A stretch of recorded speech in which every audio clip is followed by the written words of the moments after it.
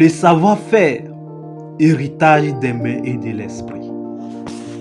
Dans le silence d'un matin ancestral, un vieil homme façonnait le bois au cœur du village. Ses mains rugueuses parlaient mieux que des mots. Elle savait, elle n'avait pas appris dans les livres, mais dans l'observation, l'écoute, la répétition.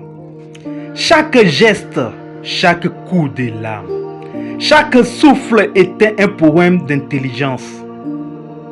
On l'appelait Tonton Kofi.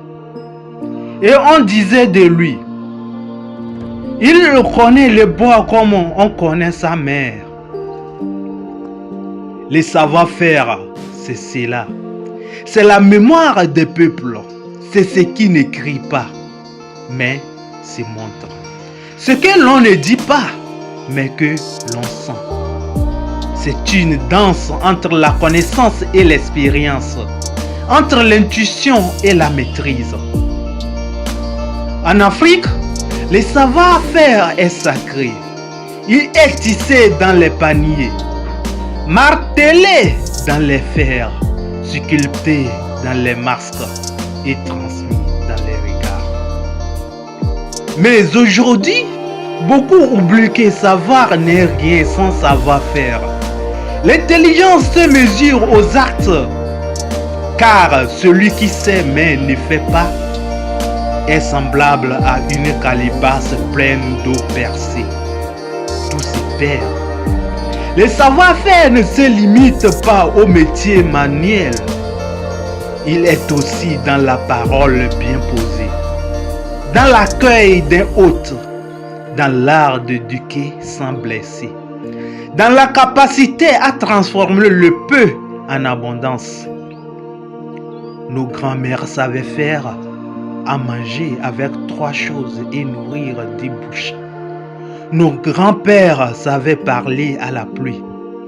Ce n'est pas de la magie, c'est du savoir-faire. Et c'est ce que nous devons préserver. Transmettre le savoir-faire, c'est refuser l'oubli. C'est faire de chaque geste une offrande à l'avenir. C'est refuser l'instantané pour redonner de la valeur au processus. Car on ne devient pas forgeron en un jour. Il faut brûler, frapper, recommencer. Frères, sœurs, amis, du savoir. Retenez ceci. Le savoir-faire est une sagesse en mouvement. Celui qui l'honore devient pont entre le passé et le futur. Celui qui l'ignore devient feuille morte dans le vent.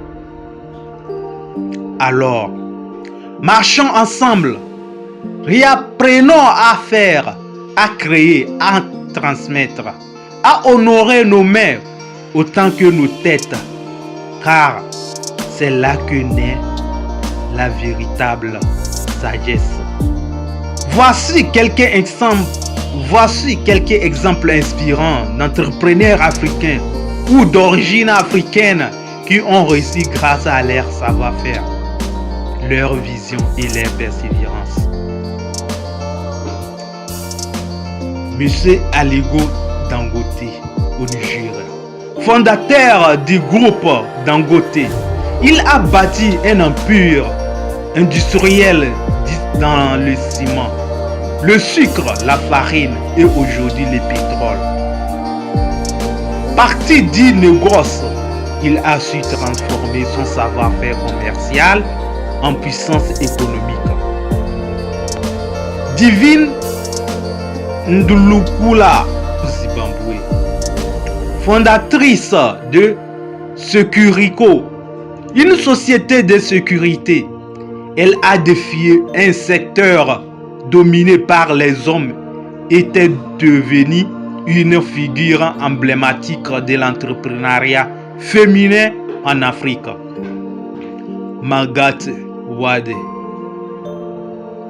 au Sénégal, créatrice de marques de luxe inspirées des traditions africaines, appelée Tiozan. Elle prône l'exportation du savoir-faire africain dans le monde tout en créant de la valeur locale. Tony Elumelu au Nigeria. Banquier et investisseur, il a fondé la Tony Elumelu, fondation pour soutenir des milliers de jeunes entrepreneurs africains. Il croit fermement au savoir. Il croit fermement au pouvoir du savoir-faire africain comme levier de développement. Siba Mtongana, en Afrique du Sud, chef cuisinière et entrepreneur, elle a bâti un empire autour de la gastronomie africaine avec son émission Siba Table et sa marque de produits alimentaires. Et c'est la fin de notre livre audio. N'oubliez pas de vous abonner et de liker.